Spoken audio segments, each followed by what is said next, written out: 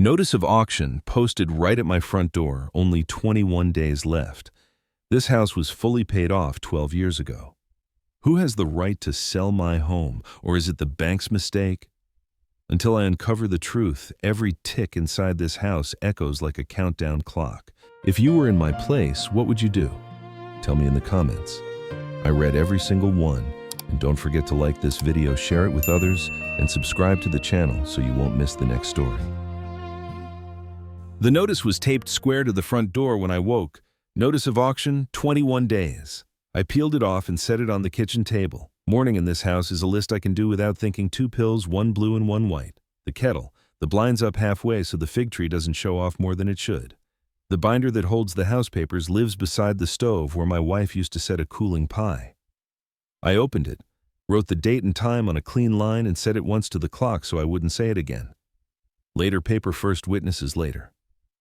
At the county office, the air smelled like toner and old envelopes. The clerk wore square glasses and a sweater with little sunflowers marching across the yoke.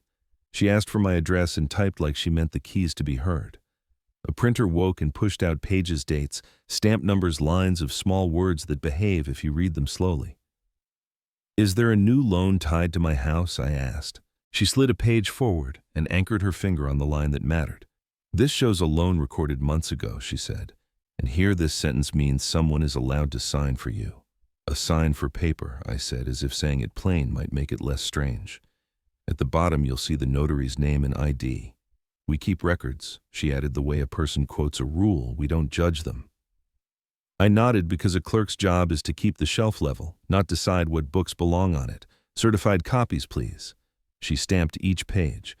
The circle left a little ridge you can feel if you run a thumb across the way a coin proves itself in bread dough. I paid, took the receipt, and wrote the time in my pocket notebook. Time is part of the evidence. It either stands with you or it doesn't. Back home, I spread the pages beside the notice. The sentence about someone signing for me sat in the middle like a guest that hadn't knocked. I called my son. 7 o'clock, I said. "Bring Vanessa, we're going to look at papers, not guesses." They arrived 2 minutes early. Vanessa walked in, first blazer bright enough to stop traffic. She sat where the light from the window fell and smiled like we were at a table where people make decisions together. "Mr. Morgan," she said, "this is a lot of fuss. Banks need forms. Sometimes it's easier if a family member signs, so things don't fall through the cracks." "I sign what I can verify," I said. I tapped the line with the clean nail of my index finger. "When did I give anyone the right to sign for me?" "At the shipping store," she said. "You remember the notary desk by the greeting cards? Cold day." Your hand shook. I opened the ledger where every expense worth remembering gets a square inch. "There's no notary fee that day," I said. "There isn't one the week before or the week after." Ryan cleared his throat. "We covered it, Dad," he blurted, and then winced because the truth had the bad manners to be faster than his plan. It was quicker that way. The words sat between us like a dropped tool no one wanted to bend for. 9 a.m. tomorrow, I said. "We'll sit at the bank and see what's real." He nodded too many times. Vanessa's smile got thinner, like it had to fit through a smaller door. After they left, I made coffee I didn't need and wrote a line at the top of a fresh page, timeline. Day 0, notice taped to door 7:12 a.m. County copies obtained, clerk confirmed, signed for sentence, and recorded loan. Family meeting set for 7:00 p.m. Bank appointment planned for 9.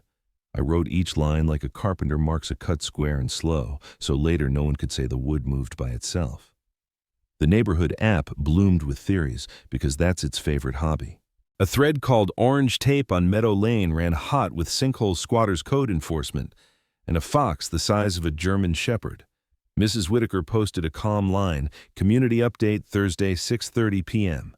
HOA room, coffee and donuts, bring questions, leave torches at home." Under it I wrote, "I'll bring my papers." Ella wandered in with planets on her t-shirt and hair that looked like morning had decided to stay a little longer. She poured cereal like she was negotiating with gravity. "Grandpa, are we going to have to move, not?" "Today," I said. "What's the meeting for? The one with folding chairs?" "So people hear the same thing at the same time," I said. "When they don't, they start making up better stories."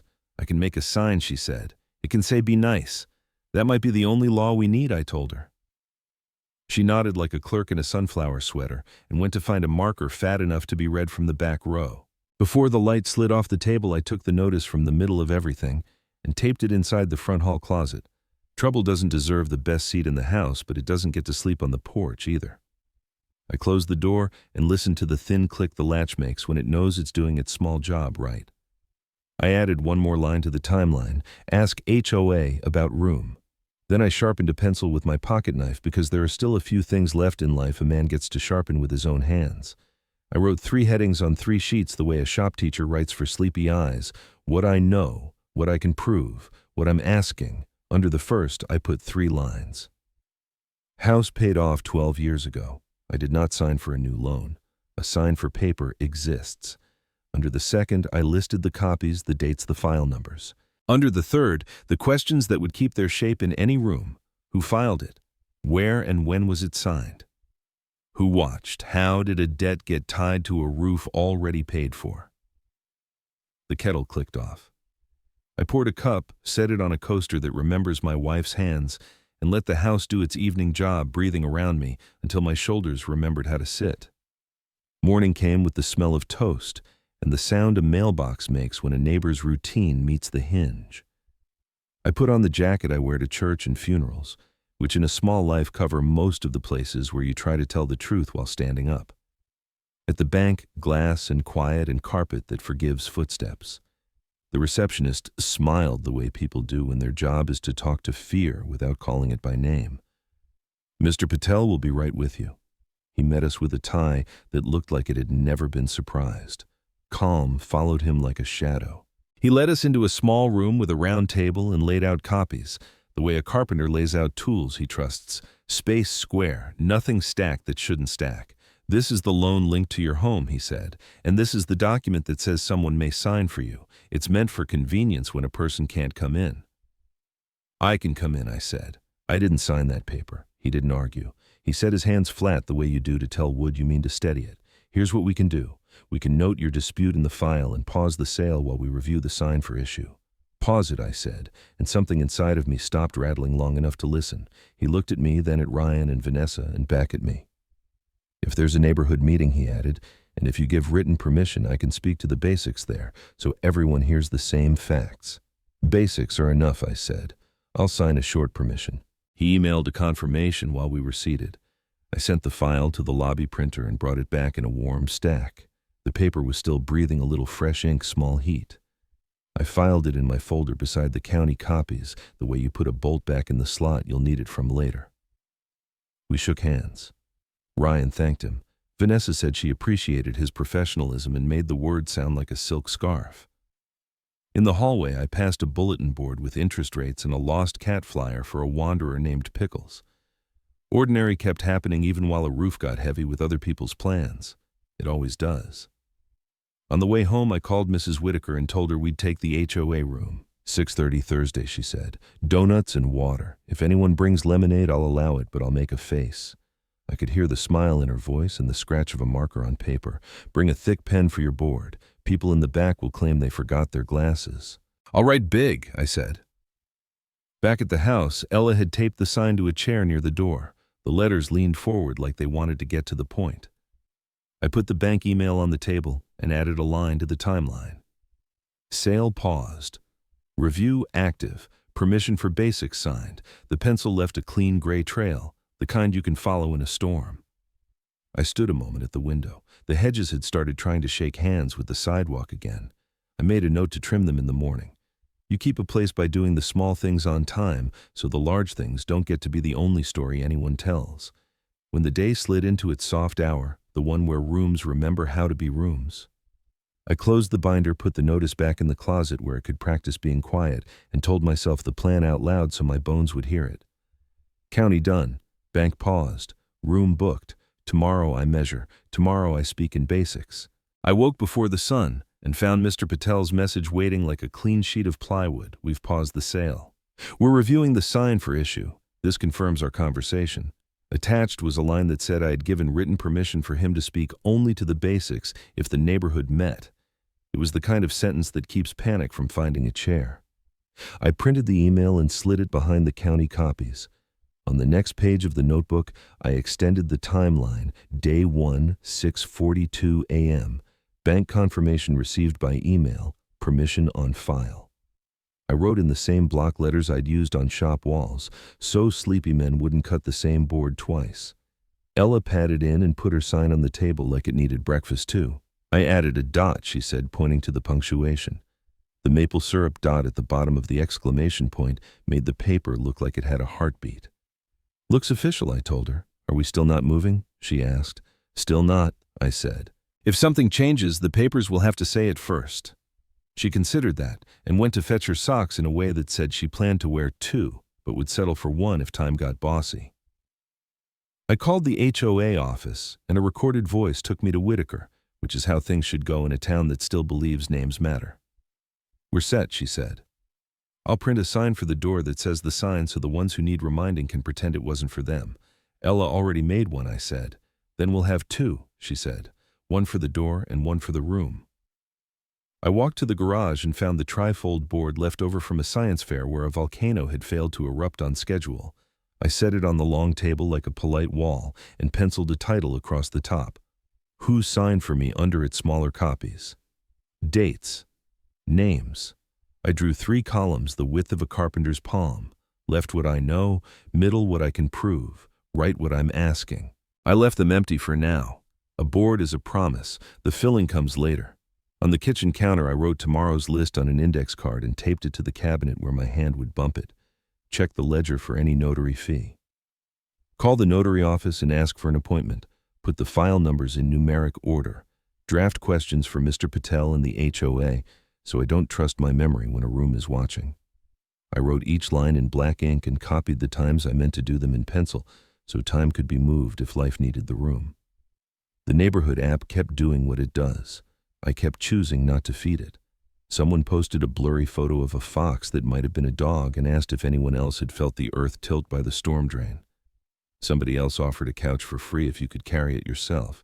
Under Whitaker's thread about the meeting, a neighbor from the cul-de-sac typed simply, "Art's a straight shooter. Let's show up decent." That sentence had more holding power than all the theories combined. I mowed. I trimmed the hedge that wanted to touch the sidewalk. I oiled the back door hinge so it wouldn't argue. I stood in the front yard and looked at the roofline the way a man looks at a line on a wall he means to trust. My wife used to say a house understands when you look at it while you're not asking for anything. I didn't argue with that then, and I don't now. At lunch, I taped the notice lower in the closet so it wouldn't stare every time I grabbed a coat. I set the binder on the table open to a blank sheet and copied the notary's name and ID number from the county page in letters large enough that even Larry from the back row wouldn't have to fake a squint. I wrote the office number and left room below for call log with a blank line for time and date. Then I put the pen down and didn't make the call. Today was for frame, doors later. Ryan texted, "Do we have to make this a neighborhood thing?" The bubble pulsed, then went away. Then pulsed again. I wrote back, "The neighborhood made it one when the tape went up. Thursday is just chairs and facts. The dots disappeared. Silence is lighter than sorry, but both weigh nothing unless someone has to carry them. Mrs. Whitaker stopped by with painter's tape and a marker you could see from across a gym. For your board," she said. "We'll print the room sign, too." I debated lemonade but decided it starts fights. "Coffee is diplomacy," I said. "Donuts are a treaty," she said, and her laugh cut the worry the way a sharp chisel cleans a corner. As afternoon leaned toward evening, I checked the day's work the way a foreman walks the site before the crew goes home. County copies filed, bank confirmation printed and filed, room booked, title and columns drawn, timeline up to date. I wrote one more line at the bottom of the page because I've learned lists should be honest about what they are. Sleep in my own house. I washed the skillet. The house made the sounds old houses make when they're trying to help hinge latch a quiet settling like a chest, letting air out one comfort at a time. I put my hand on the table the way you steady a plank before you cut and asked myself if anything was missing that a decent man would wish he'd done later. The answer came back clean. Tomorrow's the measuring. Tomorrow's the talking. Tonight is for setting things where you can find them. I put a small pink square inside the binder and wrote 21 days on it. I didn't need the reminder, but a countdown isn't drama. It's an honest way to talk to time. I looked at Ella's sign leaning against the chair and thought about the room where it would stand. Metal chairs, a thermostat that believes in extremes, donuts, water, and the look people wear when they don't want to be part of a story and already are. I went to the door and turned the deadbolt because that's what you do. The porch light made a tidy square on the step. Across the street, a teenager practiced free throws at a hoop that doesn't mind being called a backboard. The ball thumped and the net whispered. A dog barked twice and then decided the world had behaved enough to be left alone. In the quiet, I said the plan one more time, not because I doubted it, but because names behave better when they're spoken. County, bank, room, chairs, basics. I clicked the hallway lamp off and let the house be a house again. Tomorrow we measure. Tomorrow we speak in basics. The day we paid this place off, my wife set 2 lawn chairs in the backyard and brought out a pie tin like it was a ceremonial plate. I carried the thick manila folder with the old loan papers, the ones that had lived in a drawer for too many years. We didn't make speeches. I struck a match, touched it to the corner, and held the paper over the tin while the numbers curled into black lace. She laughed the way she did when the washing machine finally caught a level floor. Then she slid her arm through mine and said, "Let's keep the deed clean, Art. Don't let papers own us." We took a clean copy of the house deed and slipped it into a plastic sleeve. That sleeve went into a binder on the kitchen shelf. I labeled the spine with a piece of masking tape and a thick marker. From that day on, most of what I needed to remember lived behind a ring of metal where I could find it. I came by the binder honestly. Years before, I let a smooth voice talk me into a loan I didn't quite understand. "To simplify," the man said, tapping a chart as if it were a Bible. "Fees hid under other names. Rates did what rates do when no one is watching." I felt dumb, and I don't like that feeling. So I did what I know how to do. I learned the parts, asked dumb questions until they weren't dumb, and read every line with my finger under the words. I started putting receipts in sleeves and dates on stickers. You don't have to be a genius to avoid a bad cut. You measure twice, you sign once. Last month I went down to the bank on my own and did it over one more time. Nothing dramatic, just a cleanup. Some old tangle needed clearing, so I refinanced and brought the paper back to my name, simple as a straight edge. The clerk stamped the copy with a round seal that you can feel with your thumb. I slipped it into the binder and wrote, "My name only," on a blue sticky note. That wasn't pride. That was clarity. I wish the story ended there. It didn't. Ryan got into a bind a while back, cash stuck between jobs. A truck payment growling at him, suppliers tapping their watches. He came by with a box of hardware he said he'd install for me for free, which is a son's way of asking his father to look away while he figures something out. I covered a bill to buy him time. He promised to pay me back in pieces. The pieces came late and irregular like mail from a far country. We didn't fight. We just stopped talking about money because talking about it made us both feel smaller. Vanessa arrived in our lives with good shoes and tidy plans. She has the kind of smile that makes strangers think things are handled. She likes the phrase "for safety" as if it were a blanket she could throw over any problem. For safety, she said, once you should let us sign some of the little things. It's just convenience. We were standing in the store, then the kind with bins full of bubble wrap and a counter where they notarize papers between birthday cards and tape guns. She had a stack in a blue folder and a pen already uncapped. "Just a few lines," she said. "It'll keep things from falling through the cracks." I sign what I understand, I told her, and I bring home a copy. I didn't raise my voice. I just stood still until the moment passed. She smiled like I'd moved a pawn the wrong way on a chessboard and said we could always do it later. It's a funny thing how habits save you. The habit of reading fine print out loud, the habit of writing the date in block letters, the habit of walking away when a pen is already uncapped. I'm not smarter than paper. I'm just more patient. This house holds our patience like it holds summer heat. I can still see my wife in the kitchen window, 2 fingers tapping the recipe card for cornbread, a smudge of grease like a little country on the corner. That card lives in a sleeve in the back of the binder, now right next to the warranty for the water heater, and a photo of Ella at 5 holding a crayon drawing she called the golden window. In her picture, the house glows like it's lit from the inside by something kinder than electricity.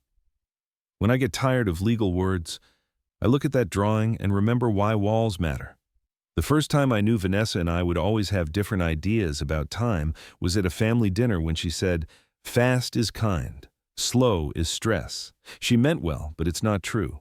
Fast can miss a step and send you off a roof. Slow can keep your ankle bones where the Lord put them. When she says for safety, I hear sign now and ask later. I don't have a later to waste. After my wife died, the quiet got bigger. I started keeping the binder on the kitchen table more often, flipping it open the way people flip devotionals, just to feel the weight of things in order. That's not fear. That's a carpenter's way of praying. You run your hand along the grain. You check for a wobble. You fix what you can reach. When the orange notice showed up, it poked a bruise I hadn't known was still living under the skin. I remembered the old tangle, the man with the chart, the feeling that I'd let my name be used for something I didn't really choose. I remembered Vanessa at the shipping counter saying for safety, and Ryan staring at the floor like a man trying to find lost change without bending down. I made a rule for myself after that dinner: no signing at counters by the birthday cards, no signing for convenience, no signing without a copy in my hand before the ink dries. If something is honest, it can stand in the open and under time. It can sit through a night on a wooden table and look the same in the morning. So when the clerk at the county office slid that line toward me, a paper that lets someone sign for you, I didn't have to invent anger. I had memory. I had my wife's voice. Don't let papers own us. I took the certified copies because I like truth that leaves a raised ring under your thumb. I put them in the binder because I like truth that can find its home. Then I did one more small thing that people forget. I picked up a pencil and wrote down questions. Not arguments. Questions. Who handed this in? Where was it signed? Who watched? If there's a loan tied to a roof we already paid for, how exactly did it get in the door? If the answer is innocent, it won't mind being looked at in daylight. If the answer is not, daylight will be the only friend I need. I looked at the calendar and counted out 3 weeks the way a man counts out boards softly to himself, with his finger moving and his mind clear. I put a dot on the 20th day and 2 more on the 14th and the 7th after that. I didn't circle them hard. I just marked them so time would know I was paying attention. Ella brought me the drawing with her drawing of the window and asked if I could put it in the front of the binder so it gets to go to the meeting. I slid it into a sleeve and promised her the house would see it. Do houses forget? She asked. Not if you remind them, I said, and not if the people who keep the papers remember their job. I closed the binder and laid my hand on the cover the way you steady a board before you cut it. Some men carry worry in their pockets. I carry lists. I added 3 items at the top: call the notary, visit the shipping store, write the questions in thick letters so even Larry at the end of the cul-de-sac can read them without squinting. Then I stood up and checked the front door. Not because I was scared, but because it's what you do when something wants in that doesn't belong here. You check the hinge, you check the latch, you remind the house it belongs to you. Backstory. Part 2. This house was never just bought. We built it in layers. I remember laying this porch boards on a hot Saturday chalk line, snapping like a small thunder. My father's voice rides along with work like that measure twice cut once. If it wobbles, you didn't ask the wood the right question. Paper in his book was only a picture of the truth. The truth was what you could point at: straight cuts, plumb post dates written in pencil on the back of a joist. Ryan grew up inside those lessons, though he always liked shortcuts the way some boys like fast bikes. Once when he was 12, he signed my name on a permission slip for an overnight campout. The R in art tried to look grown, the T was timid. I held it up to the kitchen light and asked him to tell me whose name he'd borrowed. He stared at his shoes and said he just didn't want to miss the bus. Your name isn't a jacket, I told him. You don't lend it out and hope it fits. He went to the camp anyway after we told the truth, and I signed the real line. On the way home, I bought him a root beer and said, fast is a feeling, right is a fact. Vanessa came with a different clock. She likes speed that looks like kindness. We can fill out the forms ahead of time, she said once at the store, sliding a blue folder across the counter. Leave a few blanks and finish them in front of the notary. Saves everyone time. The pen was already uncapped. I felt the tug of it. Get it done, don't be difficult. But difficulty is often just the time it takes for the truth to catch up. I sign what I understand, I said, and I bring home a copy. The clerk looked relieved. Vanessa smiled like she could make gravity choose a different direction if she asked nicely. Last month when I went to the bank to clean up an old knot, I did it my way. I sat in a small room, read every line out loud, and asked the clerk to point to the sentence that meant more than it sounded. I asked for copies with the raised seal you can feel with your thumb. I watched my own hand sign my own name and it didn't shake. That copy came home in a manila envelope. I slid it into a plastic sleeve and wrote my name only on a blue sticky note. I didn't feel powerful. I felt orderly, the way you feel when the last screw sinks flush and the board stops arguing. Sometimes I open the binder just to look at the things that remind me what order is for. The cornbread recipe card, with a smear of butter turning the corner translucent. The photo of Ella at 5 holding her drawing of the window drawing where the house glows like it's warmed by memory. A yellow label I stuck on a coffee can full of odd screws years ago, ask why. It lives there because one day I put the wrong screw in the right hole and stripped both, and I needed a future version of me to remember the lesson.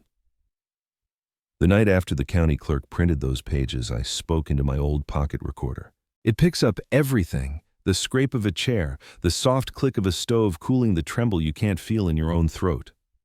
I will let the papers talk, I said, but I will be the one asking the questions. Hearing it out loud made it less like a thought and more like a plan. I made a short list on a clean page, neat as a cut list. Call the notary whose name is on that document. Ask when, where, and what ID they saw. Visit the store and ask who was notarizing that week and what their log shows. Write the big questions in letters so large even Larry down the cul-de-sac won't pretend he can't read them. Then I turned to the calendar. I counted with my finger, slow, steady, until I landed on the date 3 weeks from the notice. I didn't carve a trench around it. I set a small dot. 2 more dots went on the days at 2 weeks and 1 week, 20 days now. Time has a sound when you write it down. It stops being fog and becomes wood you can measure. Outside, the hedges were trying to shake hands with the sidewalk again. I trimmed them because small order makes room for big answers. Inside, the house held the late sun like honey. I took Ella's drawing from its sleeve and set it on the table beside the papers I didn't trust yet. Her drawing of the window looked back at the black ink and didn't blink. That seemed right. Real things don't flinch. By habit, I checked the front door, not from fear but from practice. Hinges oiled, latch-clean woods, swelling and shrinking like breath. A house tells you what it needs if you're quiet enough. This one needed me to hold my name where it belonged. I thought of Ryan's permission slip and the way 12-year-old courage can grow into 38-year-old desperation if no one slows it down. I thought of Vanessa's uncapped pen and the way for safety can be the smallest door a lie ever needed. I thought of my wife tapping the recipe card with a fingernail saying, "Don't let papers own us." So I took my pencil and wrote one more sentence at the bottom of the page where I keep the questions. Find out whether this signature belongs to a stranger or to a story someone told a bank. Then I closed the binder and set it on the chair by the door. The hallway clock ticked its small, honest ticks. The house breathed. 20 days left and all of them aimed at the same nail. I started where trouble hides at the bottom of the page, where most eyes don't go. The county copy lay open on my table, the polite sentence about someone may sign for you, parked in the middle, like a guest who forgot to knock. Down at the footer sat a small island of digits. I slid my driver's license from behind Ella's school photo and read my last 4. Then I read the page's last 4 digits. They wouldn't shake hands. I boxed both sets in my notebook like a carpenter marks an out-of-square corner. This is where it's wrong. Next, I pulled my ledger where everything worth remembering gets a square inch. I ran my finger down the week Vanessa swore I'd signed at the store. Groceries, oil change, stamps, coffee, no notary fee. Not that week, not the week before, not the week after. There was a phone number under the notary's name. I called. A cheerful recording did the smiling and then the beep. Let me work my name, the date that file claims, the location, what ID they saw. My call back, the time, 6:12 p.m. I wrote call log notary. 6:12 p.m. at the top of a fresh line because clocks are part of the evidence now. By evening, I'd had enough of quiet. I set my fingertips on the kitchen table and felt the wood answer. Look me in the eye, Ryan. Did you sign my name onto this house? He flinched, found a point over my shoulder, then found the floor. Dad, the bank must have mixed something up from the last refinance, their system. I slid Mr. Patel's printout across the table with 2 fingers. The bank system says the sale is paused, the sign for issue is under review, and the owner of record is me. I tapped the bottom of the county copy. These last 4 digits aren't mine. Round 1 died without a grave. He tried again, softer. Vanessa told me it was just a permission slip so we could talk to the bank for you. Temporary. For safety.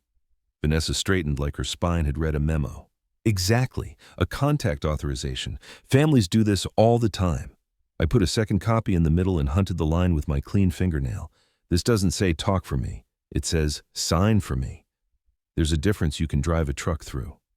I didn't raise my voice. I put the sentence under a lamp. Vanessa's smile thinned. You're misremembering the day. The notary desk was open. We waited. Your hand shook.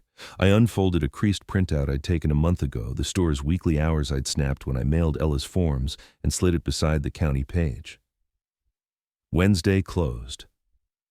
Block letters that don't care how you feel. You said Wednesday. The desk was closed on Wednesday. I didn't say more. Paper did the talking. Ryan pivoted. It was online, he said quickly, relief flashing like a fish. The form auto-filled your name from the address. I thought I was just confirming delivery, like checking a box so they have the right file. I turned the county page back to the sentence he didn't want to see. A checkbox is still a choice, I said. This one says someone may sign for me. It doesn't say confirm address. It doesn't say track package. It's not cute. I let the word sit until its shoes stopped scuffing. He swallowed. Vanessa jumped to the next rock. A loan officer friend told us it's standard. You sign now, tidy later. We were going to refinance out of it. Standard has a name, I said. So does a license. I picked up my pencil. Write them. First and last. Company. Number. We'll call together. I waited. Nothing arrived. I kept the pencil ready anyway. Names and roofs don't pair well with the word later. Silence settled like a beam. The refrigerator motor kicked on and turned the room's quiet into something measurable. I laid my pieces in a row. No speeches, just order. My ledger, no notary fee when you say I signed. The store hours closed the day you named. The file 4 digits that aren't mine. A voicemail logged with the notary tonight. I looked at my son, not through him. If there's a story that makes those agree with you, tell it. He stood too fast, then didn't know what to do with his hands. I didn't want men showing up at the door, he said. And the truth in that sentence was the kind that leaks. I thought I could get ahead of it. Vanessa said, Don't hand her the wheel now. I said, not unkind. Tell me what you did. He sat down as if the chair had asked him to. The fight left his shoulders like a hinge finally giving. I used the sign for paper, he said. I tied the loan to the house. Vanessa inhaled to dress it up. It was for SAF stop, I said, palm flat. Safety likes daylight. You asked for speed. What you got was theft. No one spoke. The house spoke one honest tick at a time. He tried to offer a week. If you give me time, I can move money fix.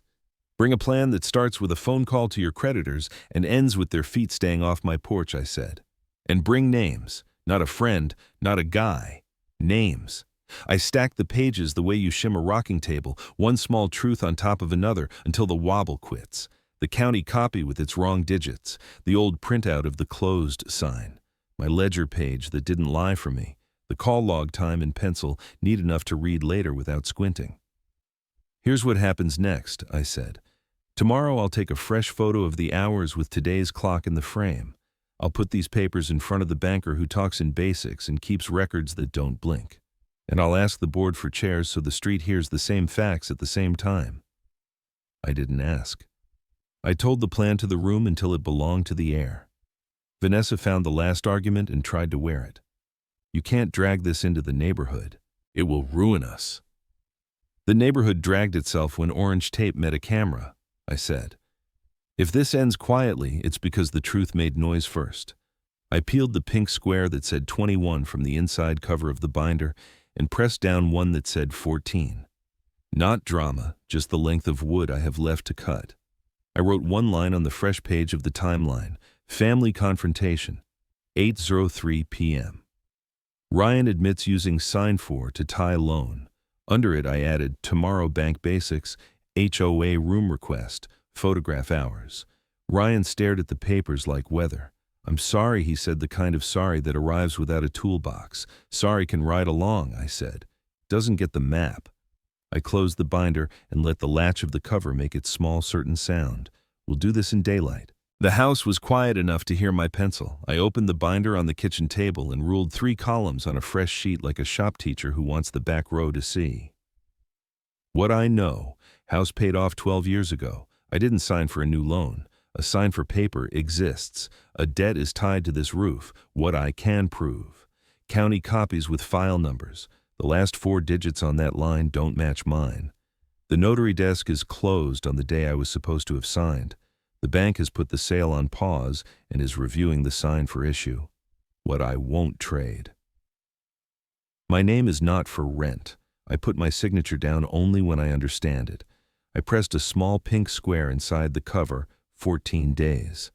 Not an alarm, just a ruler against time. A memory pulled up a chair, cornbread night. My wife and her apron butter knife in one hand, a stack of warranty and estimate papers in the other, from a man with a ladder on his truck.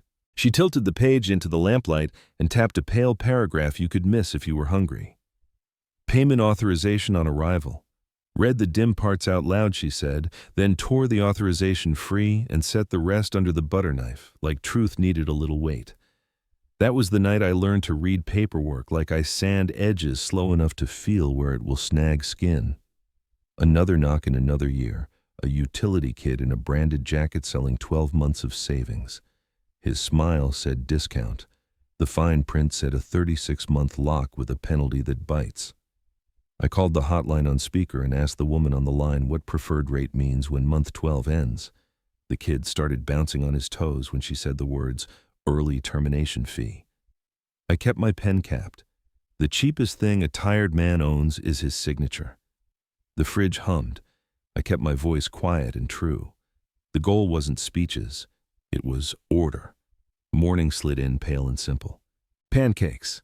I whisked while Ella drew. She printed the sign in letters so thick they could hold up a roof and dotted the exclamation point with a pinhead of maple syrup. Do houses forget who they belong to if you don't remind them? She asked. Houses don't, I said. Sometimes the people who keep the papers do. That's why we keep them where they can be found. She nodded at that small law and carried her sign to the door like it might bruise if grown-ups touched it. Back at the table, I worked like a man laying tools in a straight line. I made a new sleeve, witness/hours, odds, and moved the pieces into place. The photo of the closed sign, the note about the mismatch, the numbers at the bottom, my ledger page with no notary fee, where there ought to be one, the bank's printed email confirming sale paused and under review. I didn't chase feelings. I filed proofs. The point wasn't volume, it was a workbench anyone could see. I set the trifold board on the long table and penciled the bones. Who signed for me, and beneath it, copies. Dates, names, 3 columns weighted. What I know, what I can prove, what I'm asking. Empty for now. A board is a promise. It earns its letters later. I wrote to Mr. Patel, kept it short for Thursday's update. Please speak only to the basics. 1 sale paused, 2 signed for issue under review, 3 most recent recorded paperwork lists me as owner. I'll bring written permission. His reply came back measured, understood. I'll keep to those points. Printed copy ready. I signed a 1-page permission, scanned it, and dropped the original into a sleeve. In the timeline, I added permission signed 10:14 a.m. An email confirmed 19 a.m. Clocks don't take sides. They take notes if you ask them to. On the counter, I taped an index card where my hand would bump it. My records check notary fee. 11 Suru. Notary call 11:30. File numbers in order noon. Questions for HOA Tuzo. I called the number on the county page at 11:31, left a message with my name, the date the document claims, what ID the notary saw, and a request for an appointment. In the margin, I wrote, call log 11:31 a.m. and a blank line for later. I don't argue with memory. I give it helpers. The house breathed its quiet catalog hinge latch, a low settling. I did the small jobs that keep a place convinced you still mean to keep it trimmed. The hedge that wanted to hold hands with the sidewalk, oiled the back door hinge, wiped fingerprints from the front window until the street looked like it believed in itself again. None of that changes a document. It changes the man reading it. Another memory, small but stubborn, nudged in while I swept. I once signed a delivery slip without flipping to the second page. The company used that signature to confirm an upgrade I never ordered. It took a stack of phone calls and a month of patience to unwind. I threw away the pen and kept the rule. When I'm tired, I write the date and sleep instead of signing anything that breathes. By noon, the board title was dry, the sleeves were labeled, and the timeline had a spine. Ella appeared with tape and asked, "Here or here," holding her sign up to the door, and then the chair. "The chair," I said. "So it speaks before mouths do." She pressed it down and patted the corner like you pat a bandage. I sat and read the 3 columns I'd made the night before. Under what I know and what I can prove, the lines held. The 3rd column, what I won't trade, didn't need more ink. Once is enough, a name, a signature light you can stand under. I took a clean sheet and copied the notary's name and ID number in letters even Larry from the cul-de-sac could read without faking a squint. I wrote witness on the margin below it and left space for whoever might need a place to stand with their eyes later. 1 photo, 1 timestamp, 1 person willing to say where they were when the sign said closed. Small facts, strong screws. The neighborhood went on being itself. A stroller squeaked past the window. Somebody's wind chime told a story to nobody in particular. A dog announced the mail and then forgave it. I chose not to open the neighborhood app. Rumor eats minutes. I need mine for screws and labels and making sure the coffee filters know where they live. At 2:07, I emailed Whitaker the short line I wanted posted under the meeting note, in case people forgot what a meeting is for chairs and basics. No speeches. She replied with a donut emoji, which on this street counts as a binding contract. At 3:30, I stacked what would travel and what would stay: the binder, the board, the permission form, the printed bank email, the index card with the call log, and a spare marker thick enough to embarrass the back row into reading. I slipped Ella's golden window drawing into the front sleeve so the house could look at itself while we let people look at it. That's as sentimental as I was willing to be in daylight. I stood in the kitchen doorway and asked out loud the day's last practical questions so they'd behave in the morning. Who filed the sign, for where and when? Who watched? How did a debt attach itself to a paid-for roof? If those questions stay straight on the board, the answers can't slouch for long. Dusk came on like a curtain that knows its cue. I washed the skillet and the cup and left both to dry without advice. I set my hand flat on the binder the way you steady a board before you cut to feel if anything under it was trying to move. It wasn't. Outside, porch lights blinked on in order, not too early, not too late, like the block remembering how to agree with itself. I turned off the kitchen light and stood for a moment in the good dark where rooms remember how to be rooms and not problems. The hallway clock ticked its neutral yes to the next second. Ella's sign leaned forward on the chair like it wanted first shift on the door. Tomorrow, I said to no one, and to the wood and to the paper that has learned to wait. Tomorrow, I set the papers under a lamp. If they're true, they'll stand still. 6. Turning point. 2. I got there early with the binder, the trifold board, a roll of painter's tape, and Ella's drawing of the golden window tucked in the front sleeve. The HOA room smelled like coffee from meetings that never solved anything, and floor polish from attempts to look like they had. Metal chairs leaned against the wall like folded geese. Mrs. Whitaker swept in with a grocery box, donuts, napkins, a stack of paper cups, and the look of a woman who can run a parade with a piece of string. She taped a sheet of printer paper to the door, the sign in thick, careful letters. Insurance, she said. For tempers. Good policy, I said. I set the trifold on a long table and taped headings the way a shop teacher tapes labels. What I know, what I can prove, what I'm asking. On the middle panel, I taped the refinance copy with the raised seal you can feel with your thumb. Next to it, Mr. Patel's email confirming the pause. Below that, a printout of the file's last 4 digits that don't match mine, and the photo of the store's hour sheet closed on the day I was supposed to have signed.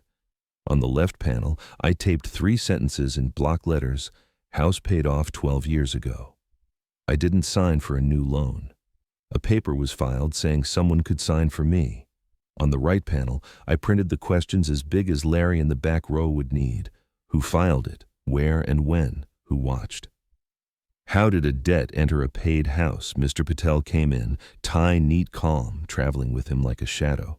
I slid a short permission form across the table, the one that says he can speak only to basics. He read it, nodded, and I signed. The pen moved the way my hand moves when it knows where the letters live. Neighbors drifted in with the sound of rubber soles, small talk, and the sweet rattle of a donut box. A couple I've waved to for 10 years without knowing their names sat together and whispered as if the chairs were pews. Larry took the back row and sighed like he had already decided to be confused. Ryan came in alone, then Vanessa, a full minute later, posture straight as a yardstick. She glanced at the board and then at me, as if a neat display were an attack.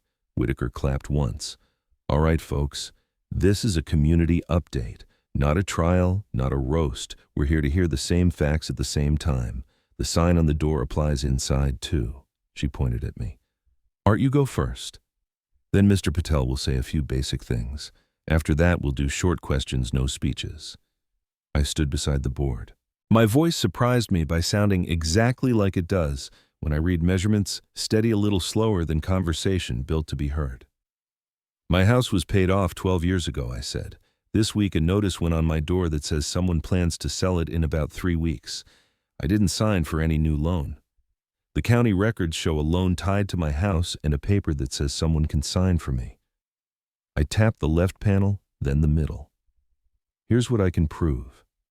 These last 4 digits on the file don't match mine. On the day I supposedly signed at the shipping store, their notary was closed. I lifted the photo. Here are the hours. This, I touched the page with the round raised seal, is last month's refinance recorded and stamped. It brought the paper back to my name alone. I looked at the chairs instead of at faces. I'm not here to accuse anyone by name. I'm here to let the papers sit in daylight. If they're honest, they won't mind. Whitaker nodded. A couple of neighbors hummed approval, the way church folks do when the tune lands where it should. Mr. Patel stepped forward, the way a level leans onto a board. Good evening, he said. By Mr. Morgan's written permission, I can share 3 basic points. First, we have paused the sale process. Second, we are reviewing a potential sign-for issue related to the documents. Third, based on the most recent recorded paperwork, the owner of record is Mr. Morgan. He spread his hands empty. I can't discuss personal details. Any updates will be in writing to Mr. Morgan. He sat. The room breathed out. Larry raised a hand exactly like a man who plans to keep it up until his question wins. So which paper counts, he asked. I mean, there's always more than one paper, the one with a seal you can feel and a date you can read, I said. Walking the refinance page to the first row and tipping it so folks could touch the raised circle. And the ones that agree with each other when you read the small numbers out loud. A woman from the cul-de-sac lifted her donut like a tiny moon. I almost signed something at that shipping place once, she said. They told me to fill parts in later. My sister made me walk out. Heads nodded around her, the kind that say that almost happened to me too. Vanessa cleared her throat. Clerical errors happen, she said brightly. People misread things. Closing hours get posted wrong. Sometimes family steps in for safety. She softened the last word like it was a pillow. Maybe I said because fighting adjectives is like wrestling fog. That's why we're letting the papers and the bank talk. Ryan stared at the floor tile as if numbers might be hiding in the grout. From near the donuts, someone asked, So the sale is off? The sale is paused, Mr. Patel said. Careful the way you carry boiling water. We are reviewing the signing issue. And the house belongs to Art Whitaker, added, tapping the board where my name only glowed on the blue sticky note like a small stubborn flag. The murmurs turned into the soft helpers of community MMs that mean people will bring in your trash can if you forget hands, that mean they'll keep an eye out without making it a sport. No one cheered. It wasn't that kind of relief. It was the kind that makes your shoulders drop half an inch. Questions came in sensible sizes. Who do we call if someone posts orange tape on our place? Where do we get copies like that? Do we all have to come to a meeting if it happens to us? Whitaker answered the practical ones. County office for records, make a file, tell the truth early.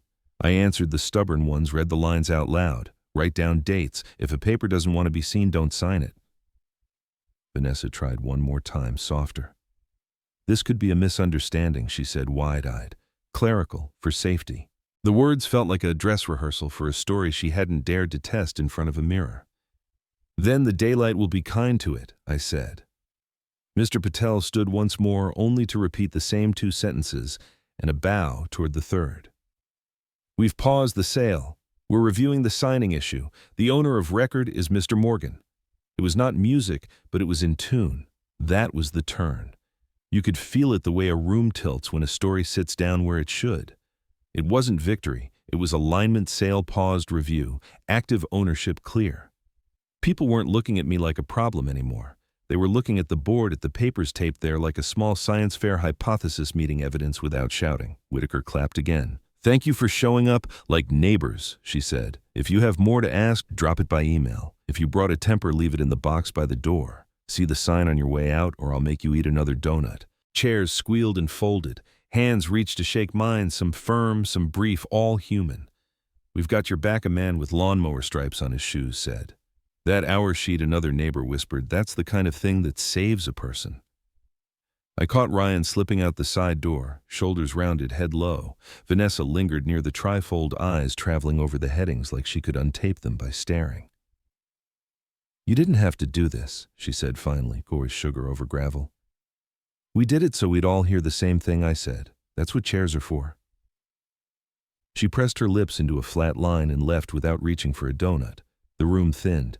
Whitaker wiped sugar from the table with the side of her hand. "You did fine," she said. "You didn't light any fires that weren't already burning. I just opened the blinds." I said. We packed the trifold in the binder. Ella's drawing of this window stayed on the front, looking out at a room that had been kind enough, which is all you can ask of a room on a Thursday. Outside the parking lot, lights buzzed on. The evening had that clean, empty sound neighborhoods get after people have said what they needed to say and gone home to their own clocks. I set the binder on the passenger seat and stood for a moment looking at the dark rectangle of the HOA door, at the taped sign that said, "Be nice," tilting a little, still trying to help. 7 days, the note in the binder read now. 7 days isn't much, or it's plenty depending on whether you spend them or stack them. I closed the car door gently so the papers wouldn't think I was angry and sat there with my hands on the wheel until my breath remembered what to do. The house would be waiting, and the clock in the hallway would count like it always counts, not for or against me, just forward.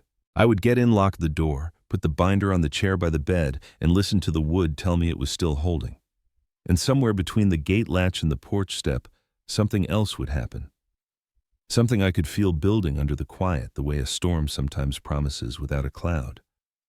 Tomorrow would bring its own kind of light. The HOA room emptied into a rectangle of warm yellow. The "Be nice" sign on the door had slipped a little, doing its best at an angle. Mr. Patel shook my hand once and said it plain where anyone could hear, "The auction is canceled. The file is under review." Neighbors touched my shoulder without trying to make a parade out of it. Mrs. Whitaker boxed the leftover donuts like she was tucking in small victories. A win you can stand on if you don't jump. 10 blocks later, the porch light cut a neat square on my door. I carried the binder and the trifold up the steps, Ella's golden window looking out from the front sleeve like it trusted light more than glass, and saw the envelope half swallowed by the mail slot. No stamp, no return, just paper that had learned to arrive without knocking. Inside, a small brass key, the color of old pennies, a frayed string tied to a handwritten tag, B12. A photocopy, only the top half of a document, its grainy black like it had been dragged through a tired machine. Assignment. Agreement across the header. Beneath it, 2 lines that didn't blink. Collateral, primary residence 214 Meadow Lane, amount $92,500. Below that, a name that starts and then tries to hide, Vanessa Convey, Boutique LLC. A box in the corner with effective OG 20, the rest sliced off by the glass. Taped to the edge, a narrow strip of type that came from real keys hitting real ribbon. Bring the board to B12 by 6 p.m. Friday if you want the other half. The hallway clock answered with its small impartial ticks. The street outside let the hedges breathe. I turned the key over. B for basement bay, box 12 for a locker slot. A row, a unit, postal annex, storage cage under a building. A file drawer in some community cabinet. I looked at the copy again. Collateral wasn't shy. 214. Meadow Lane sat there like it had been invited to the wrong party and decided to stay anyway. $92,500 gave the worry a face and a number. If the bottom half matches the top, someone promised my roof to somebody else and named a price for it. Vanessa/V Boutique, LLC hovered like a signature that didn't want to be recognized until after the bill came. I slid the key, the half copy, and the type strip into a new sleeve and wrote ODD items, leads across the tab with a pencil thick enough to be read from the back row. In the notebook, I added a line to the timeline, B12 key plus half copy received, 8:47 p.m. Strip reads, bring the board by Fry 6 p.m. Proof doesn't have to be loud, it has to be findable. I set the binder on the chair by the door and let the house make its honest music hinge, latch the clock that counts without choosing sides. I said the questions out loud so they'd keep their shape until morning. If B12 is a locker, whose building is it in? If it's a box, which wall of metal mouths? If the amount is $92, $500, and the collateral is my primary residence, who signed the half I can't see, and when did time agree to help them? The key sat in my palm with the weight of a small decision that could grow. The trifold leaned against the wall. The title, Who Signed for Me, catching the porch light through the glass. B12, I said to the lamp and to the window that knows how to glow. All right, tomorrow where do I let the papers speak? A meeting room, a police desk, or at a lock marked B12? If you were in my place, what would you do? Tell me in the comments. I read every single one. And don't forget to like this video, share it with others, and subscribe to the channel so you won't miss the next story. Stay safe, drink water, and take care of yourself. Thank you for watching.